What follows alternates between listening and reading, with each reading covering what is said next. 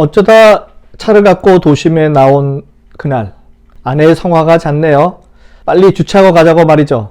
하지만 보름에 한 번 정도 자동차를 모는 저는 주차 솜씨가 신통치 않습니다. 더구나 목적지로부터 멀리 떨어진 합법적인 주차 공간이나 공용 주차장을 찾아 주차하느라 애를 씁니다. 아내는 왜 남들처럼 불법 주차를 하지 않느냐고 또 핀잔을 줍니다. 제가 비정상일까요?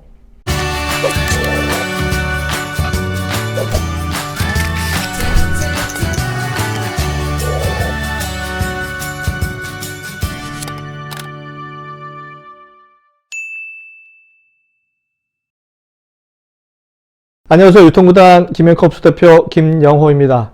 오늘은 불법 주차 못하는 사람은 바보인가 편입니다. 여러분은 모두 잘 아시다시피 대한민국 도로는 불법 주차가 만연합니다. 대한민국 도로는 38%가 불법 주차라는 통계도 있습니다. 10대 중 4대는 불법을 아주 편안하게 한다는 것이죠. 실제로 밤이 되면 더 가관입니다. 4차로여야 할 도로가 2차로가 되는 것은 비일비재하고요. 기나긴 도로에 차들이 꼬리에 꼬리를 물고 서 있는 경우도 많습니다.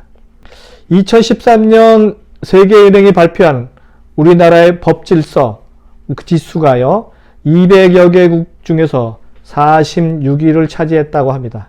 그 당시 중동 카타르가 36위, 남미 칠레가 27위, 이런 두 나라보다도 낮은 순위로 말이죠. 그런데 이 분야의 순위는 계속 하락 중이라는 게 더 큰 문제가 아닐까 싶습니다.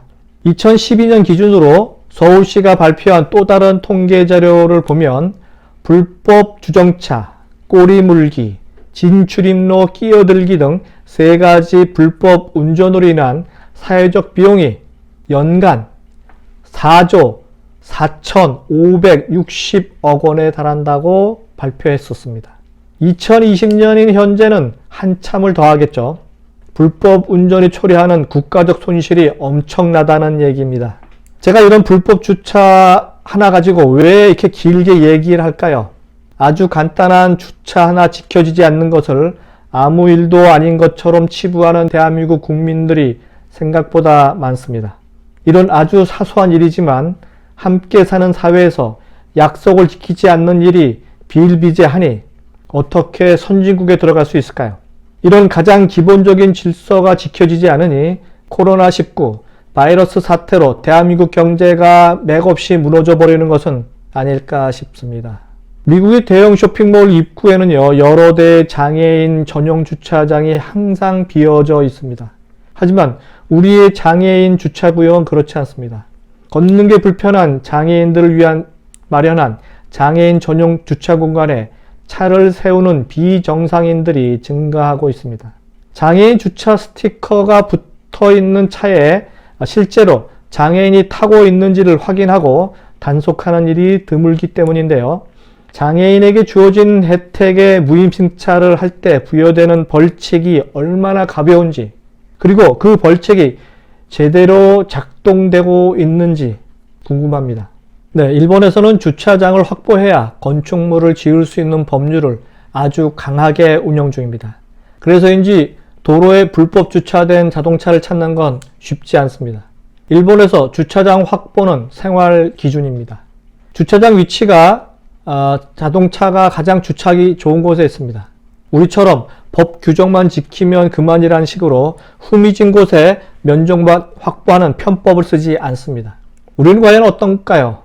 목적지에 조금이라도 가까운 곳에 불법 주차하는 것이 일상화된지라 주말에 대형 교회 같은 종교시설 근처에는 불법 주차 차량이 넘쳐납니다.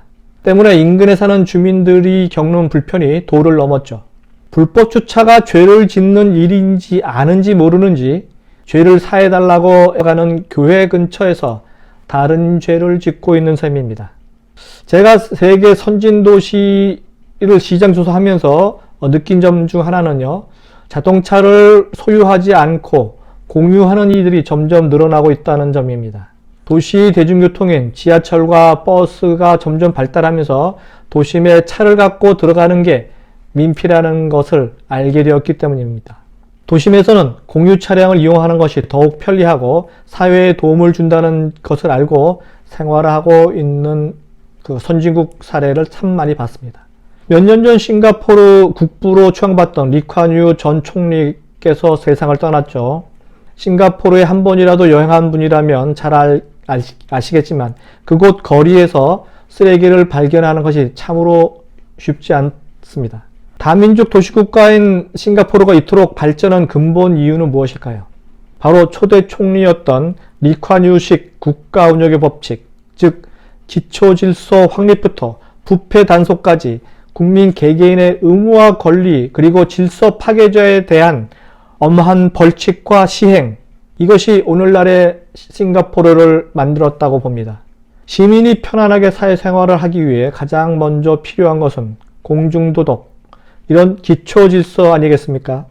할 말은 많지만 오늘은 여기까지만 하겠습니다. 이상 유통무당 김용호의 불법 주차 못하는 사람은 바보인가 편이었습니다. 다음 시간에 뵙도록 하겠습니다.